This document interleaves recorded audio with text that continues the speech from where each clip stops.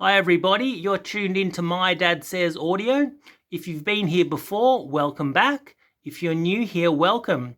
Today we'll be taking a look at my DAC, the Analogue Devices AD1865 DAC chip, purchased from Raindrop Huey. The Analogue Devices 1865 DAC is featured in the top audio note DAC at the current time. It's also well regarded by Lampizator, who bought one and got it going and said it sounded quite good. That's Lampizator or Lucas Ficus. Dad, what can you tell us about this DAC today? Well, I think if you're talking about Lucas Ficus or Mr. Lampizator, the legendary Lampizator, he said back then when this DAC actually came out, he said it was the best plug and play DAC kit out there at the time. And me personally, I'd be quite inclined to agree with him. It's a very natural sounding chip, is what I'd say. It doesn't have any obvious digital artifacts there where you feel it sounds artificial or synthetic. It does have very natural presentation. I can quite understand why Audio Note chose this chip itself. You can have a look at it there. Why they chose this chip as one of their preferred D to A's. It's quite a nice implementation. If you look here, actually has a discrete Class A output stage. You can even see here it's quite pretty when it's going. All these LEDs, which I believe are current sources. It's got an LED here to indicate when the SPDIF signal is being received. And as you can see, my son's got two transformers to run it. It's interesting. Supposedly they're both 160 VA, but I can tell you that one's almost double the weight of that. That's what I'd normally consider or expect size-wise for 160 VA. This one's more like maybe 200, 250 VA. That runs the digital section, which is this section here, using linear technology regulators and two stages of voltage reg. So basically it runs through that regulator first, which then feeds these two regulators. So it's extremely well regulated by the time you reach the output of those regs.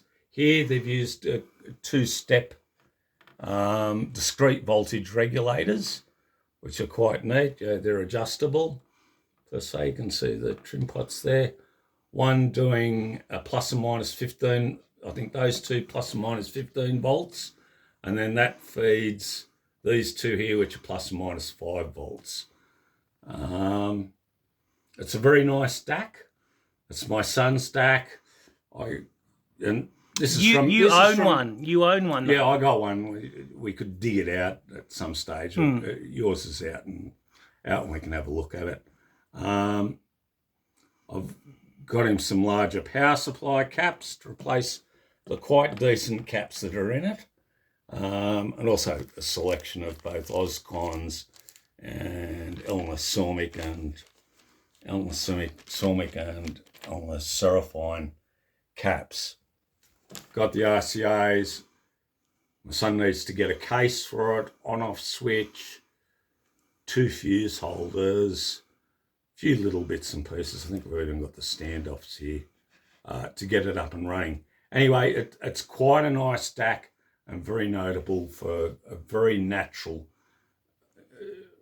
If you're into acoustic music, this is one of the better DACs out there, is how I would put it. Which is probably why Audio Note chose it. Yes, this is what I'm saying. And Lampizator, of course, famously, went, okay, for a plug and play, the discrete Class A output stage is actually pretty decent. This DAC chip is also notable by the fact that it actually outputs audio. Yeah, there's no current to voltage conversion external to the chip. You can, and it's something that I would explore later. You can use here. They've actually Mr. Raindrop very conveniently left this socket here, so you can take the audio output straight out from here. Off the top of my head, I believe it's around about 180 millivolts output. So it is a usable output. However, you would want a bit more voltage swing than that. And we will be investigating using transformers rather than the quite reasonable Class A output stage that's already fitted. So anyway, that's about all I can think of to chat about this. Yeah, all I can say is my dad purchased one of these. I think it must have been 11 years ago. Yeah, it's now about, time flies, about but 10 years ago. Yeah, but they're no longer available, sadly, because you know we've actually heard my dad's, who's done all the mods he mentioned, and the two toroids and the upgraded caps and so on and so forth, and it sounded fantastic. Yeah. And so my dad, just being the generous guy he is, he said, "Oh, look, you know, I think they were $150. Yeah. Fully assembled. Yeah, fully like assembled. That. Yeah, that's $150. Yeah. Yeah. You've got to buy the toroids, and if you want to upgrade the parts, the case, etc. Yeah. But we've heard it. I heard it through my dad's open baffles. Sounded really good. Yeah. And yeah, I'm keen to get it going. So it'll be my Christmas present to myself. Yep. All right, that's pretty much it for today, guys. If you got any comments or questions, please put them down below. Or suggestions. Or suggestions, yep. If this is your kind of content, please consider liking, commenting, subscribing, and sharing. All right, everyone, until next time, have a good one. Bye.